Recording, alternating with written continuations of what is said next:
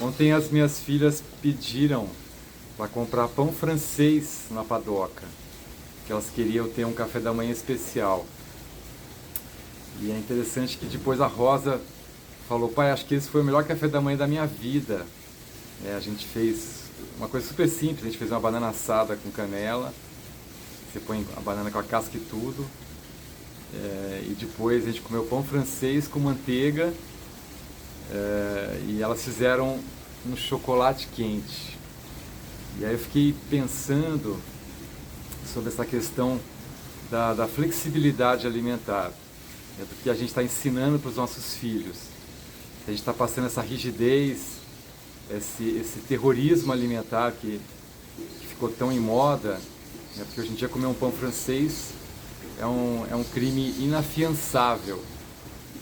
Outro dia eu vi um conteúdo de uma pessoa falando que o pão francês tem mais de 30 produtos químicos, né? E realmente o pão francês, quando ele é em escala, né, em grandes redes de supermercado, eles fazem com composto, tem muita coisa. Mas daí para tirar dúvida eu fui averiguar com dois amigos meus que têm padaria de bairro, e as padarias de bairro ainda continuam fazendo o velho pão francês com farinha, água, sal e fermento.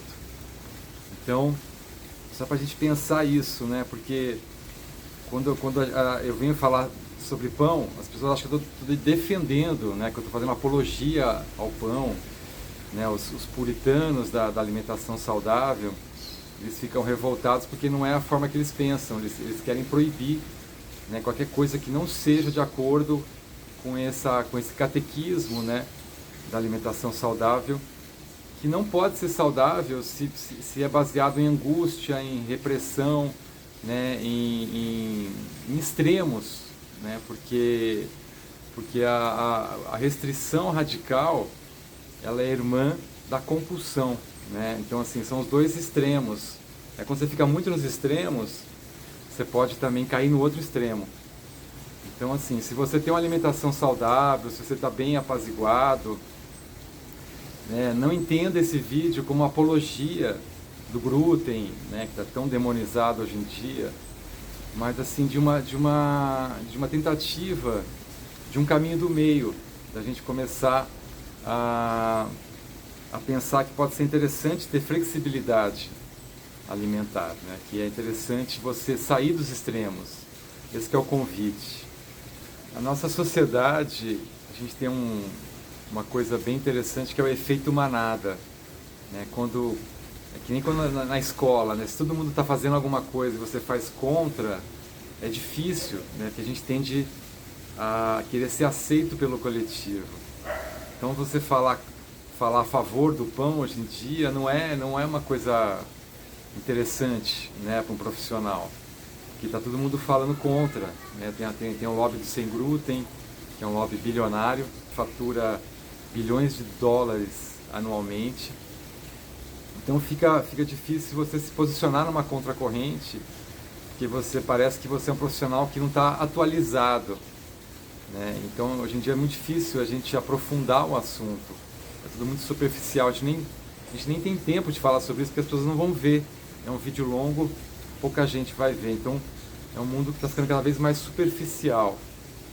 E aí quando as pessoas perguntam para mim, Nuno, em quem eu acredito, né? Um cara diz uma coisa, outro diz outra, eu faço a seguinte provocação: acredita em você, né?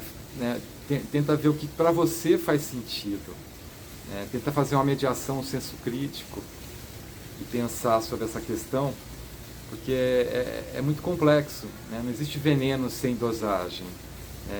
A gente em casa, a gente faz uma alimentação muito saudável, a gente faz bolo em casa, pão, a gente tem 90% da nossa alimentação é muito saudável, mas a gente tem a flexibilidade alimentar de tomar um sorvete, de tomar leite de vez em quando, de ter manteiga em casa, que não tem problema se você comer manteiga, para a maior parte das pessoas.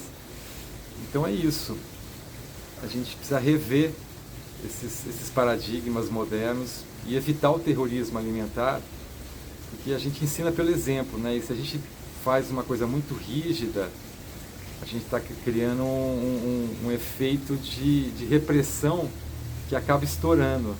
Eu vou dar um exemplo. Tem um amigo meu que a mãe dele era a favor de uma alimentação super rigorosa, natural. Ela proibia tudo, não podia comer nada, tudo fazia mal. E ele, quando cresceu, ele foi pro extremo, né? Assim que ele saiu de casa, ele começou a ter uma relação muito ruim de comer muita coisa trash, porque é tudo tão proibido, né? O Nelson Rodrigues tem um filme sobre isso, um filme não, um livro baseado na obra dele, que é isso, que é a filha de um militar que acaba ficando muito promíscua, né? Porque é tudo tão proibido que tem um efeito contrário.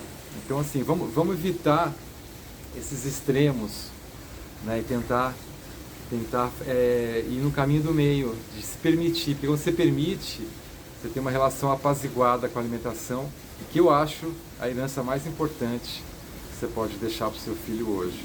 Uma relação tranquila, né? Sem neurose. Isso vai fazer muito bem para a saúde deles.